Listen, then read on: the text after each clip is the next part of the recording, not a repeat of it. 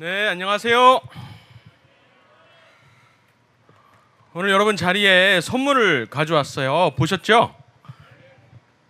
자유의 헌장이라는 제가 편집한, 새로 번역해서 편집한 책인데요.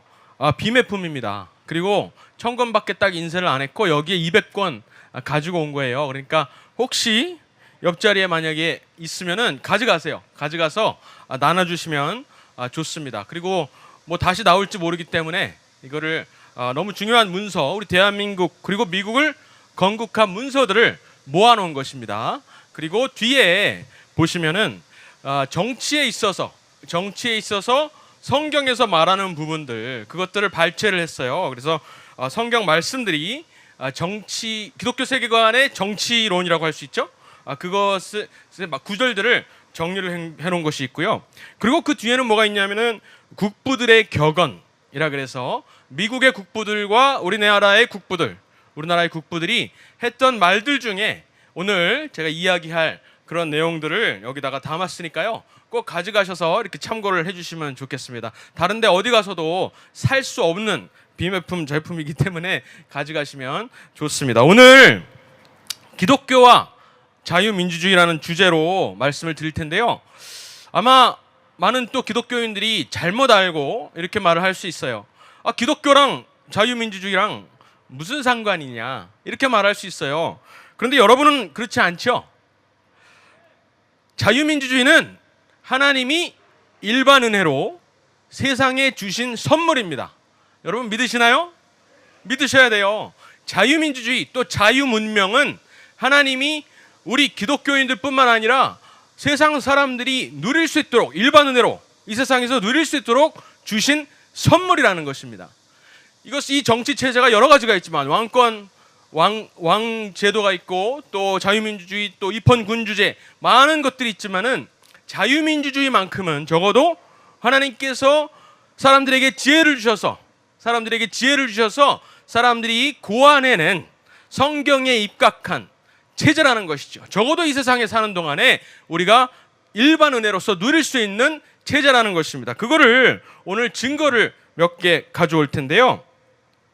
오늘 그 PPT 스크린을 통해서 보실 수 있는 구절들은 다 여러분이 외우면은 좋은 그러한 구절들입니다. 사진을 찍어서든 아니면 사실 이 책자 뒤쪽에 다 있는 문구들이기 때문에 꼭 줄을 쳐가면서 외우시면은 좋습니다. 이것은 교회 안에서뿐만 아니라 저 바깥에 있는 저 지나다니는 일반인들에게도 해당이 충분히 되고도 남는 그러한 구절들이기 때문에 여러분들 꼭 찾아봤으면 기억하셨으면 좋겠어요. PPT가 보이시는지 제가 몰라서 그러는데 보이시나요, PPT가?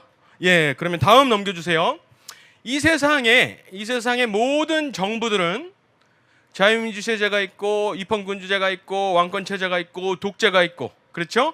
그렇지만은 전부 다 성경적 시각에서 봤을 때는, 성경적 세계관에서 봤을 때는 모든 세계의 나라는 두 개의 범주로 나눌 수가 있다고 생각을 합니다. 두 개의 범죄예요. 하나는 창세기 11장에 나오는 바벨탑, 여기 왼쪽에 있죠? 바벨탑. 또 다른 하나는 광야 40년이라고 할 수 있고 또 이스라엘 민족이 생성되는 그러한 과정이라고 할 수 있는 출애굽 사건입니다. 세상의 모든 나라들은 바벨탑 아니면 출애굽의 길을 걷고 있다라고 이해를 하시면 될 텐데요.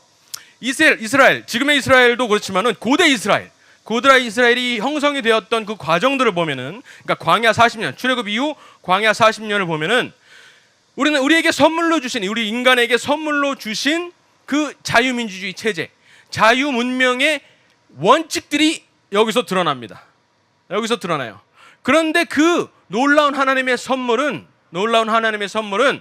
자유에서 시작해서 출애굽으로 주어지는 자유로 시작해서 시내산에서 주어지는 법치 그리고 성막을 통해서 나타내시는 하나님의 임재하심, 이 세 가지의 원칙을 따르게 되어 있어요. 우리가 누리는 자유민주주의도 마찬가지. 자유민주주의의 세 가지 원칙이 있다면 무엇이냐면은 자유, 그것은 정치적인 자유와 경제적인 자유를 포함하고요. 두 번째, 실행하기 위해서 뭐가 필요하다? 법치가 필요하다는 것입니다. 법치. 그리고 세 번째, 법치만으로는 안 돼요. 법이 주어져도 법을 못 따르는 것이 우리 인생이기 때문에, 우리 인간이기 때문에 법만으로는 안 됩니다. 자유를 지키기 위해서는 또 하나 뭐가 중요하다? 예배가 필요하다는 것이에요. 성막을 통해서 그것을 40년 동안 부어주셨죠. 그것을 통해서 우리가 알 수 있는 것은 무엇이냐면은 이 가나안에 들어가셨을 때, 이 이스라엘 민족이 가나안에 들어갔을 때 정치 체제가 자유를 잃어버리게 되는 그 과정들을 우리가 들여다보면은 어떻게 사탄이 우리 문명을, 하나님께서 주신 이 자유 문명이라는 것을 뺏어가려고 하는지, 어떤 단계를 통해서 뺏어가는지를 우리가 알 수가 있어요. 가나안 땅에 들어가서 무엇을 가장 먼저 잃어버리나요? 법치가 무너지기 전에 이 이스라엘 백성들이 잃어버리는 것은 성막궤부터 시작해서 하나님을 예배하는 것을 잊어버립니다. 그때부터 법치가 무너지고요, 결국에 그들은 왕을 찾게 되는 것이에요. 그러니까 자유를 잃어버리기까지 예배가 잃어버리고, 그리고 법치가 무너지고, 그 다음에 자유마저 뺏기게 된다는 것이죠. 이 세 가지 원칙을 우리가 지켜야만, 우리 세 가지 원칙을 지켜야만 우리가 지금 누리고 있는 자유민주주의, 우리 기독교인들 뿐만을 위해서가 아니라 저 바깥에 있는 사람들도 저렇게 알지는 못하지만 저렇게 자유롭고 풍요롭게 자유를 누릴 수가 있다라는 사실이죠. 그래서 사탄은 우리의 자유를 빼앗기 위해서 가장 먼저 무엇을 공격한다? 안녕 목사님께서 말씀하셨듯이 가장 먼저 예배를 공격하는 거예요. 예배를 공격해서 예배를 못 드리게 해서 법치를 무너뜨리고 자유를 앗아가기 위해서 지금 그 수순을 우리 대한민국이 밟고 있습니다. 너무나 안타깝게도 코로나 때 사실은 우리가 예배를 너무나 쉽게 포기했던 것 때문에 우리 대한민국의 사법체제가, 법치주의가 무너졌다는 것이에요. 그래서 지금 정권은 심지어 더 이상 우리나라는 삼권 분립을 지킬 필요가 없어요. 국민 주권이면 된다. 국민 주권이 삼권 분립보다 우선한다라는 너무나 무시무시한 말들을 하고 있다는 것입니다. 이 사실을 깨달아야 돼요. 우리는 결국에 자유를 뺏기면 무엇을 짓는다? 바벨탑을 짓는 것이에요. 왜 왼쪽에 나오는 바벨탑을 짓는 것입니다. 그래서 결국 미국도 마찬가지고 대한민국도 마찬가지고 결국에는 바벨탑으로 가는 길을 우리 교회가 막아야 된다는 것을 얘기 드리겠습니다. 그렇다면은 이 출애굽 아니면은 바벨탑인데, 대한민국은 출애굽의 경로를 따를까요? 바벨탑의 경로를 따를까요? 이것이 중요합니다. 우리는 고대 이스라엘의 그 원형, 정치의 원형, 하나님께서 우리에게 선물로 주신 그 정치의 원형을 따르고 있는지, 아니면은 그 예배를 잃어버리고 법치를 무너뜨리고 결국에는 바벨탑을 쌓아가는 과정에 있는지를 우리가 지금 분별해야 된다는 것입니다. 하나님을 우리가 버리면, 여러분, 하나님을 버리면 아무 안 섬기는 게 아니에요, 여러분. 하나님을 버리면 우리 인간은 아무거나 섬기게 되는 것입니다. 무언가는 섬기게 돼 있어요. 우리 파스칼은 이렇게 말했습니다. 우리 마음속에는 하나님 모양의 구멍이 있다라 그랬습니다. 그래서 하나님을 거기에서 제해버리면 우리는 그 자리에 무언가로 채워넣는다는 것이죠. 사회주의는 그 자리에다가 무엇을 채워넣는 것이냐? 국가를 채워넣는 것입니다. 우리 사회는 무엇을 채워넣나요? 풍요와 향락과 재미와 이런 것들을 채워넣는 거예요. 어린아이들은 무엇을 그 자리에 채워넣나요? 아이돌들을 거기다가 채워놓고 그것을 숭배하는 것이에요. 하나님을 섬기지 않으면 우리는 아무것도 섬기지 않는 자유로운 인생들을 살 것이 아니라 무언가는 섬기면서 종살이하게 되는 인생이라는 것입니다. 그래서 우리가 바벨탑을 막기 위해서는 결국 출애굽을 세워나가야 되고, 출애굽에서 우리에게 선물로 주신 자유문명의 원칙들을 사수해야 된다는 것입니다. 다음 장을 넘겨주시면 우리가 많이 보셨을 수도 있지만은 하나의 그림이 놓여져 있잖아요. 이것이 뭐냐면은 미국이 건국을 할 때 미국의 국장이 무엇이냐, 미국의 국장이 무엇이냐라고 했을 때 국부들이 그려온 그림입니다. 이것이 무엇을 상징하는 것 같으세요? 홍해에 떠밀려 내려가는 애굽 병사들이 있죠. 그리고 건너편에는, 홍해 건너편에는 모세와 히브리 민족이 있습니다.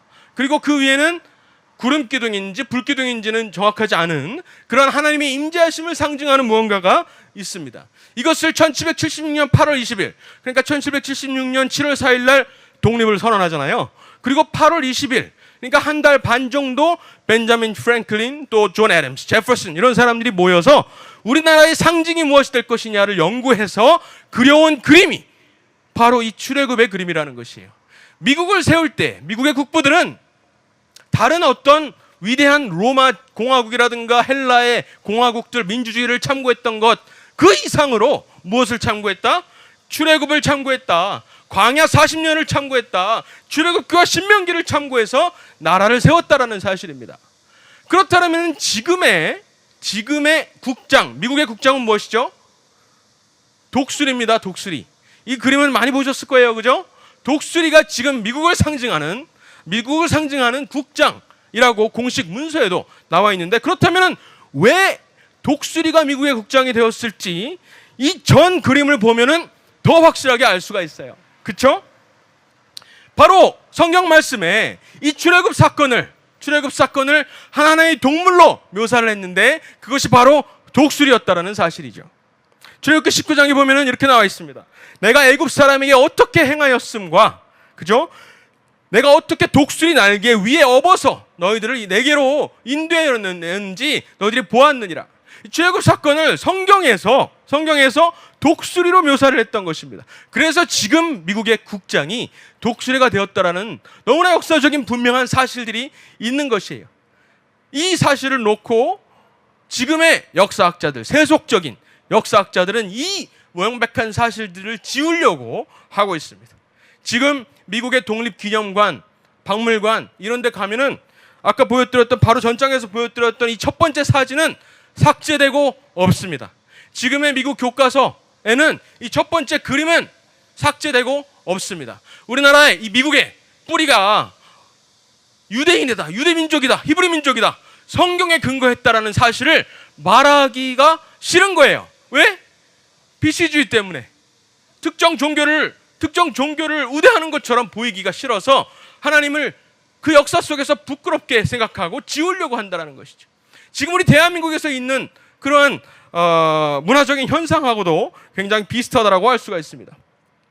또 넘겨주시면은, 그래서 이 출애굽 사건을 본받아서 세운 나라가 미국인데 그래서 액튼경은 이렇게 말했습니다. 액튼경은 이렇게 말했어요.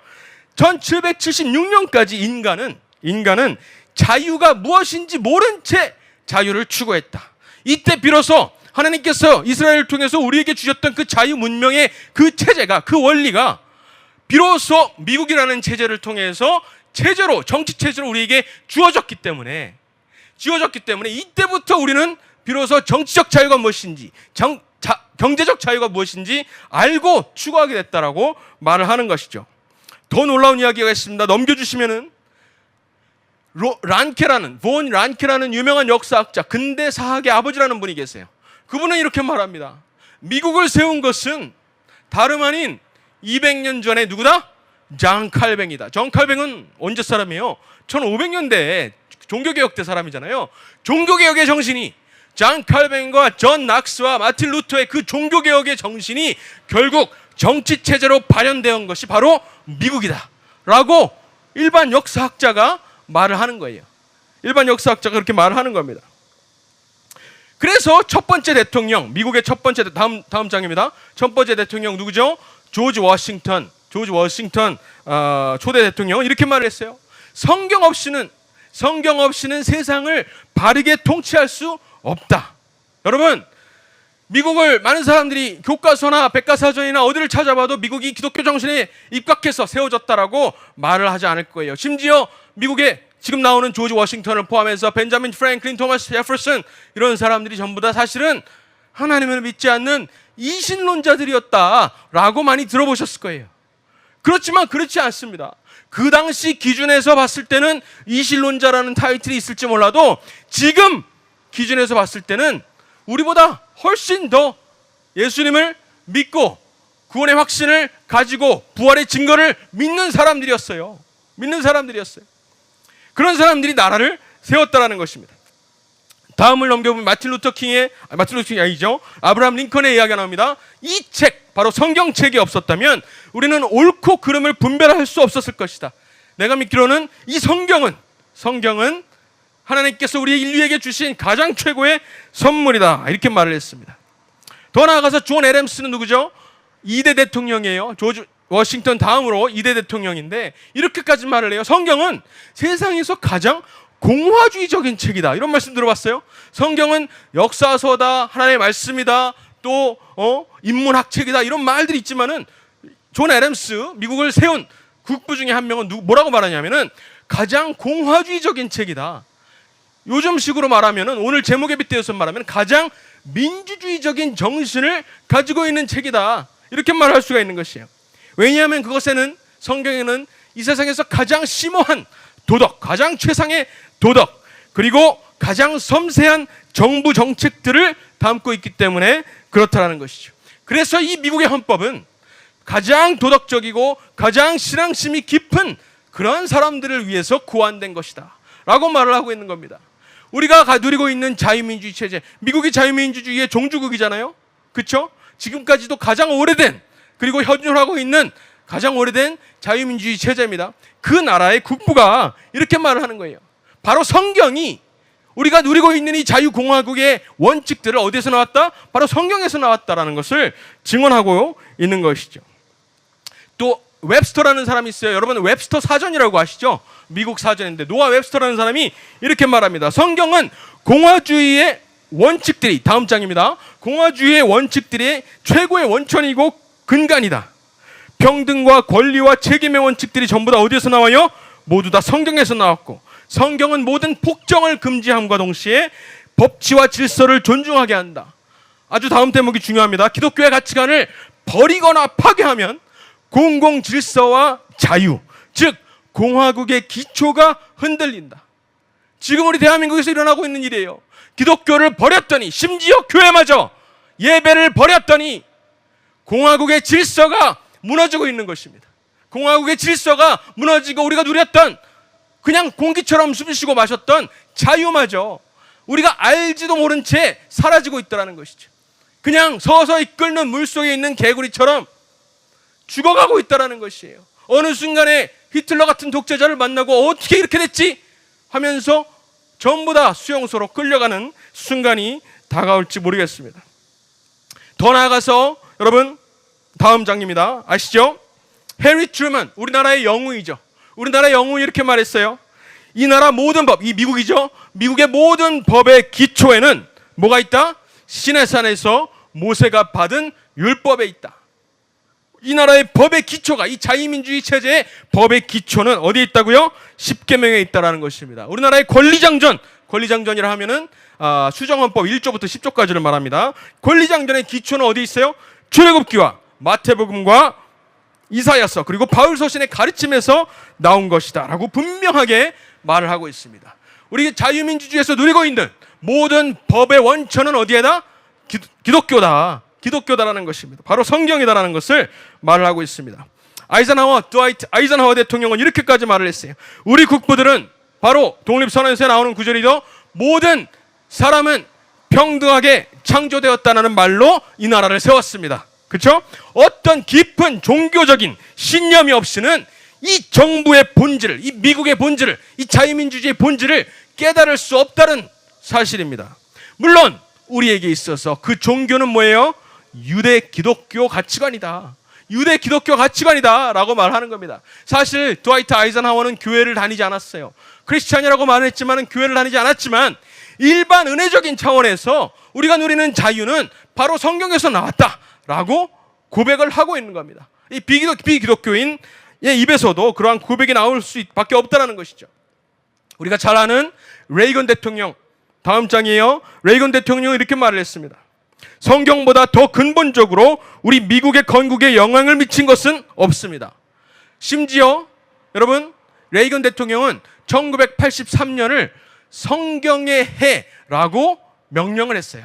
그래서 이번 한 해 동안에는 우리가 성경을 깊이 읽읍시다. 우리 모든 국민이 기독교인이 아니어도 성경을 깊이 읽읍시다. 왜냐하면 우리가 누리고 있는 이 자유민주주의의 원칙들이 전부 다 성경에서 나왔기 때문입니다. 이렇게 선언까지 했어요. 성경은 이 나라의 정신적 기초가 되었습니다. 성경의 그 가르침은 개인의 불가분한 권리, 즉 각 개인에게 고유한 가치가 존엄이 있다라고 믿는 그 변함없는 신념으로 자리 잡았습니다. 이 인간관은 독립선언서와 헌법에 반영되었습니다. 곧 성경은 우리 공화국, 우리 미국 공화국의 원천, 반석입니다 라고 말을 했다라는 것이죠. 지금 미국의 정치인들이 이런 놀라운 선포들을 하고 있을까요? 여러분, 사람이 외치지 않으면 돌들이 외치리라 라고 말씀하셨어요. 실제로 미국의 의회 건물에 가보면은, 여러분, 의회 건물 TV에서 보셨을 거예요. 의회 건물, 거기에서 대통령들이 연설하고 국가 원수들이 와서 연설하죠. 여기 사진을 보시면은 네타냐후 총리가 미국 의회에 와서 연설합니다. 우리나라 대통령도 여기에 가서 연설을 하셨죠. 이승만 대통령부터 시작해서 이 홀에 보면은, 여러분, 가장 중요한 중간 통로 바로 위에 있는 문 위에 누가 그려져 있을까요? 답을 아시겠죠? 바로 모세가 그려져 있습니다. 이렇게 말하면은 많은 세속학자들이 이렇게 말을 하죠. 아이고, 모세만 있는 게 아니잖아요. 거기에는 21개의 문들이 있고 그 모든 21개 문 위에는 세상 인류가 생각할 수 있는 우리 세상의 입법자들이 다 그려져 있어요. 모세뿐만 아니라 우리가 알고 있는 토마스 제퍼슨, 그리고 또 심지어 이 중국의 공자도 있습니다. 그리고 조지 메이슨이라든가 함무라비 법전을 만든 그 함무라비 배왕도 있고요. 이런 조지 메이슨, 많은 사람들이 있다라는 것이죠. 그래서 모세가 그렇게 특별한 게 아니라라고 거짓말을 합니다. 왜냐하면은 모세를 제외하고 모든 다른 입법자들은 어떤 모양을 하고 있어요? 전부 다 옆모양을 하고 있습니다.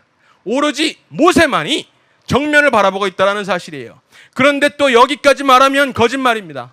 이 옆모양을 하고 있는 모든 다른 입법자들은 바로 누구를 쳐다보고 있는 것이다? 중간에 있는 모세를 바라보고 있는 것이다. 불과 이 건물은 채 100년밖에 안 되었습니다. 100년 전까지만 해도 건축가가 이 건축 조각을 하고 이 건축가 도안을 만들어 제시했을 때 어느 누구도 의의를 제기하지 않았다는 거예요. 100년 전까지만 해도 우리 입법의 중심에는 누가 있다? 하나님께서 주신 율법 10계명과 모세가 있다는 사실에 아무도 이의 제기를 안 했다는 것입니다. 모든 입법의 중심에는 모세가 있다, 하나님의 질서가 있다, 하나님의 도덕법이 있다는 사실에 토를 달지 않았다는 것이에요. 그런데 지금 불과 100년이 지난 지금 하나님을 지워버리려고 하고 있습니다. 심지어 미국의 민주당의 어떤 의원은 이 모세의 얼굴도 옆으로 돌리자라고 말을 하고 있습니다. 그런 입법들을 추진하고 있는 거예요. 어떻게 해서든 하나님의 흔적들을, 이 공화국의 역사하신 기적한 기이한 일들을 행하신 그 역사들을 지우려고 하는 것이 세속학자들의 이 세속주의의 물결이라는 것이죠. 우리 대한민국도 마찬가지입니다. 대한민국의 역사 속에는 하나님께서 너무나 출애굽과 같은 놀라운 기이한 일들을 행하셔서 우리 대한민국을 탄생시켰습니다. 그런데 그 기적들을 따지고 보면은 기적이 아니었어요. 우리나라 사람들이 위대해서 그런 것이야 라고 거짓말을 하면서, 우리 힘으로 한 것이야 라고 거짓말을 하면서 하나님의 흔적들을 지워버리는 것이, 우리가 하나님을 그렇게 잊어버리면 결국에 예배가 망하고 법치가 무너지고 자유를 빼앗긴다는 사실을 우리 적들은 너무나 잘 알기 때문에 그렇습니다. 그래서 우리는 예배를 사수해야 되는 것이고 법치를 사수해야 된다는 것이죠.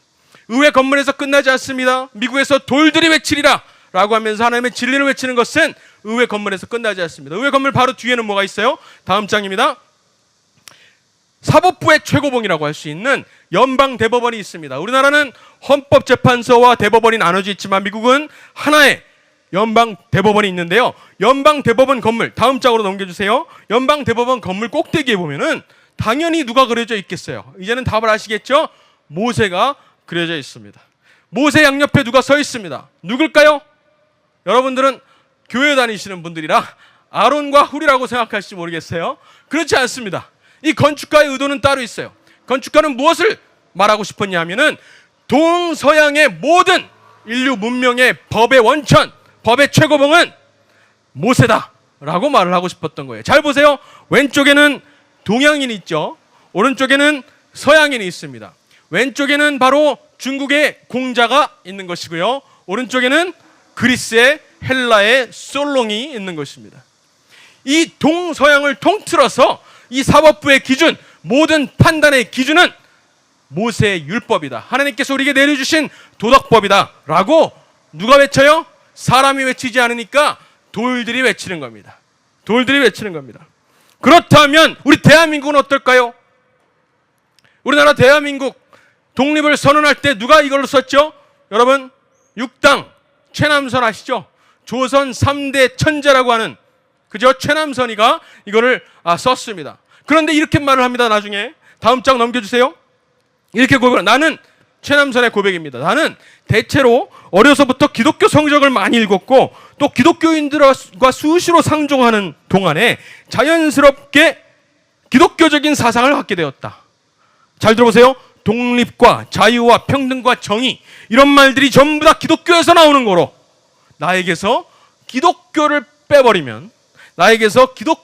빼버리면 내가 쓴 독립선언서를 이해할 수 없다.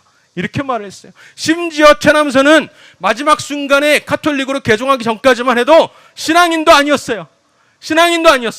그럼에도 불구하고 이렇게 말하는 거예요.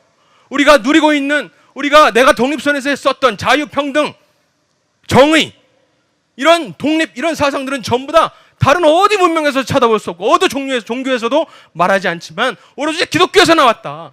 그래서 기독교적인 사상을 빼버린다면 내가 쓴 독립정신을, 더 나아가서 이 대한민국의 근간을 이해할 수 없다라고 말을 하는 것입니다. 세속학자들도 이 내용들을 말하고 있어요. 또 넘겨주시면 여러분, 대한민국을 건국하는 그 건국 도상이 언제죠? 1945년 해방부터 1948년 건국까지 이 3년 기간 동안에 해방 도상, 그 건국 기간 동안에 많은 사람들이 토론을 했어요. 어떤 나라가 될 것이냐, 이 세 나라는 자유민주주의 국가가 될 것이냐, 사회주의 국가가 될 것이냐, 여론조사를 해보면 사회주의에 더 선호를 하는 그런 입장들이 많아요. 그래서 이거 어떻게 해야 되지? 김구와 이승만과 여운형과 많이 토론을 하면서 어떤 세력이 주권을 잡고 어떤 세력이 이 나라의 질서와 기초를 쌓을 것이냐 막 논의를 할 때쯤에 한경직 목사님께서 북한의 공산주의를 피해서 남한에 내려오십니다. 그리고 여기에 일본 적산이었던 영락교회 부지를 미군으로부터 받아요. 여기에서 배단위 교회를 시작하십니다. 그 배단위 교회를 시작하시면서 2년 동안, 그러니까 1946년부터 1948년까지 건국을 할 때까지 2년 동안 시리즈 설교를 하십니다. 그 시리즈 설교의 제목이 뭐냐? 건국과 기독교. 건국과 기독교, 나중에 책으로 엮여서 건국과 기독교라는 책이 6.25 중간에 나오는데 지금은 절판이 되었어요. 그 내용을 보면은 바로 이 대한민국의 세 나라에는 기독교적인 정신에 입각해서 자유민주공화국이 세워져야 한다라는 말을 설교를 통해서 2년 동안 계속해서 외쳤던 것을 알 수가 있습니다. 그 중에 가장 하이라이트가 되는 그 대목을 제가 발췌해 왔어요. 나라보다 교회가 먼저 서는 것은 당연한 순리입니다. 이스라엘 민족이, 여러분 생각해 보세요. 이스라엘 민족, 지금 출애굽을 얘기하고 있잖아요. 이스라엘 민족이 애굽에서 나올 때 시내산에서, 광야에서 먼저 교회가 선 다음에, 먼저 성막이 서서 하나님의 임재를 우리 가운데 끌어낸 다음에야 가나안 땅에 가서 나라를 세웠습니다. 정확하죠? 청교도들이 북미에 가서 150년 동안 먼저 청교도 교회를 세운 다음에야 나라를 세울 수가 있었습니다. 지금 건국 조선 말에 이 건국 도상에 이르러서 조선 말 70년 전에 기독교를 한국에 보낸 것을 보니까 우리 대한민국의 기초도 반드시 기독교가 될 것입니다 라고 선포를 하시는 거예요. 제가 많은 나라들을 돌아다니고 제가 혹시나 한국 사람이라서 국뽕에 젖어 있는 것이 아닐까라고 걱정이 돼서 많은 연구를 해봤어요. 다른 나라도 기도로 시작한 나라가 있겠지. 재헌 헌법을 만들 때 첫 번째 회의에서 기도로 시작한 나라가 다른 나라도 있겠지. 특별히 북유럽에 가면은 이 국기들이 전부 다 십자가가 있잖아요. 기독교 국가들 아니에요. 전부 다 그런 나라들에서는 기도로 나라를 시작했겠지라고 해서 제가 일부러 많이 찾아봤어요. 심지어 여러분, 우리가 모델로 삼은 미국조차도 첫 번째 재헌의회 세션에서 기도로 시작하는 것을 까먹어요. 실제로 재헌의회가 헌법을 만드는데 계속해서 부딪힘이 일어나고 서로 지팡이가지고 서로 패싸움을 할 정도로 의견이 좁혀지지가 않는 거예요. 그래서 벤자민 프랭클린이 잠깐만, 이래서는 우리가 바벨탑을 쌓는 것과 다를 바가 없다라고 그 기록이 있어요. 의회 기록에. 우리가 지금 이래서는 바벨탑을 쌓는 것과 다를 바가 없다. 우리의 모든 나라를 세우는 일정 가운데 하나님께서 함께 하시지 않는다면 우리는 바벨탑을 쌓는 것과 똑같은 것을 하고 있는 것이다. 그렇기 때문에 우리가 우리가 첫 번째 세션에서 했어야 되는데 우리가 잊어버리고 못했던 기도하고 기도를 하고 다시 시작하자라고 고백을 했다는 거예요. 미국조차도 첫 번째 세션을 기도로 시작하는 것을 까먹었는데 우리 대한민국만큼은 하나님께서 너무나 축복하셔서 기도로 나라를 세웠다는 것이에요. 다음 장 넘겨주시면 볼 수가 있습니다. 그 당시 어떻게 말씀하셨네요. 재헌의회 첫 번째 세션 속기록에, 그 당시 의회 속기록에 가장 첫 문단이 이렇게 적혀 있어요. 대한민국 독립민주국회를 제1차 회의록 열게 된 것을 우리는 먼저 하나님께 감사해야 할 것입니다. 무슨 종교, 무슨 이념을 가지고 있든지 오늘날 우리가 이 날을 맞아가지고 우리가 하나님께 감사하지 않을 수가 없습니다. 왜냐하면 이 기적은 오늘 설교에서 말씀하신 것처럼 이 기이한 이적들은 사람이 했다라고 어느 누구도 말할 수가 없기 때문에 하나님을 믿지 않는 사람도 하나님께 감사하고 시작해야 된다는 거예요. 하나님께 감사하고 이 날을 시작해야 되겠습니다. 먼저 우리가 다 성심껏 일어나서 하나님께 감사드리면서 시작합시다. 이윤영 의원님 나오셔서 기도의 말씀을 해주세요. 이렇게 나라가 시작되었고, 지금도 여기 국회 가보면은 기록실에 첫 번째 속기록, 첫 번째 장이 나와 있어요. 전시가 되어 있어요. 바로 이 놀랍게 기도로 시작한 전 세계에서 유일하게 기도로 시작한 나라가 여기 바로 있다라는 것이죠. 그 놀라운 이 건국의 원리들, 그렇죠? 자유와 법치와 해방이라는 이 자유민주주의 원칙, 성경적인 정치관, 이런 것들을 우리의 초대 대통령께서는 한성 감옥에서부터 벌써 깨달으셨어요. 한경기 목사님께서는 나라보다 교회가 먼저 서는 것이 당연한 순서다, 이렇게 표현하셨고, 이승만 대통령께서는 다음 장 넘겨주십시오. 이승만 대통령께서는 한성 감옥에서 이렇게 표현하십니다. 정치는 항상 교회 본의로서 딸려 나오는 거로, 교회에서 감화된 사람이 많이 생길수록 정치의 근본이 바로잡히나니. 넘겨주세요. 이었지 교회가 정부의 근원이 아니리요. 여러분, 이것은 정말 기억하셔야 됩니다. 우리 교인들은 물론이고 저 바깥에 있는 사람들도, 하나님을 믿지 않는 사람들도 자유민주주의 체제 하에서 살고 있다면은 이 정도 기본 원칙은 알고 있어야 되는 것이, 우리가 누리는 자유민주주의 원칙이 전부 다 성경에서 나왔고, 우리가 누리고 있는 그 공동체는 전부 다 첫 번째 교회 공동체에서 시작되었다는 것을 우리가 알고 바깥에 전파해야 되고, 그래야만 우리가 하나님을 잃지 않고 법치를 지키면서 자유를 사수할 수 있다는 사실입니다. 이제 마지막으로 기도하면서 마칠 텐데요, 이 말씀을 가지고 기도했으면 좋겠어요. 다음 장입니다. 시편 33편 12절 말씀이에요. 제가 정말 사랑하는 구절인데, 이 구절에는 두 파트가 있습니다. 두 파트. 첫 번째는 이거예요. Blessed is the nation whose God is the Lord. 여호와를 자기 하나님으로 삼은 나라는 복이 있도다. 우리가 여호와 하나님을 섬겨야만, 우리 교회가 코로나 시절이라도 아무리 역병이나 창궐을 해도 예배만큼은 사수해야지 우리 체제를 유지할 수가 있고 우리가 누리고 있는 복을 유지할 수가 있다는 것이에요. 그런데 여러분, 두 번째 파트를 잊어버리면 안 됩니다. 우리가 하나님을 찾는 것조차도 하나님의 전적인 은혜가 없으면 불가능하다는 사실입니다. 여호와를 하나님으로 삼는 나라, 그 나라는 복이 있도다. 그 백성은 곧 뭐예요? 곧 하나님께서 직접 기업으로 빼내신 바 된 백성은 복이 있도다. 이렇게 되어 있는 것이에요. 그런데 우리 역사를 141년 전에 선교사들이 통해서 이 땅에 자유와 평등과 사상의 자유들이 들어오고, 그 기초 위에 이승만 대통령께서 나라를 세우시고, 지금까지 산업화와 한국전쟁, 산업화, 민주화 이런 것들을 겪으면서 나라가 세워진 그런 과정들을 봤을 때 그 어느 하나 사람의 힘으로 된 것이 있습니까? 전부 다 하나님의 기적, 하나님께서 기이한 일들을 행하셔서 지금 우리 대한민국이 자유를 누리고 있는 것이에요. 그렇기 때문에 우리는 확신할 수가 있습니다. 우리는 두 번째 파트를 가지고 우리는 복받았다라고 말을 할 수가 있는 거예요. 하나님께서는 헬조선에서 우리나라를, 대한민국을 빼내셨구나. 우리나라는 진정으로 복 있는 나라구나. 그래서 이제 우리 교인들이, 성도들이 하나님만 우리 여호와를 하나님으로 삼으면 되는 것이구나. 그 축복을 누릴 수가 있겠구나라는 것을 우리가 선포해야 된다는 것입니다. 누가 선포하겠어요? 저 바깥에 있는 사람들이, 일반 은혜만 누리고 있는 사람들이 이거 알 수 있겠어요? 선포할 수 있겠어요? 결국에는 우리 기독교인들이, 우리 성도들이 심지어 개독교라고 욕을 먹는다 하더라도 우리가 외쳐야 되는 것입니다. 우리는 탄광 속에 카나리아 같은 존재예요. 자유가 잃어버리는 것을, 공기가, 산소가 모자라지는 것을 가장 먼저 깨닫고 탄광 광부들한테 알려주는 겁니다. 계속해서 짓는 거예요. 이대로 있다가는 다 죽어요. 산소가 없어지고 있어요.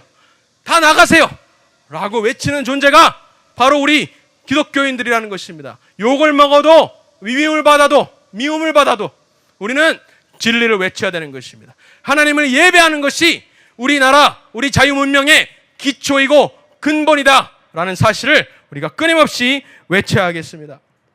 왼쪽의 사진을 보시면 통일한국이 나옵니다. 여러분, 통일한국은 바벨탑이 되겠습니까? 출애굽이 되겠습니까?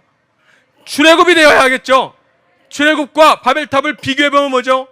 바벨탑은 우상을 섬기는 것이었어요. 우리의 이름을 내고, 하늘 꼭대기까지 닿아서 우리의 이름을 내고 흩어짐을 면하자 하나님의 창조 질서를 거역하는 것이었어요.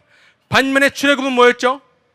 하나님의 영광을, 기이한 일을 통해서 하나님의 영광을 히브리 민족뿐만 아니라 전 세계 열방에 알리는 것입니다. 통일의 역사는 그러한 역사가 하나님의 놀라운 영광을 드러내는 역사가 될 줄을 믿습니다.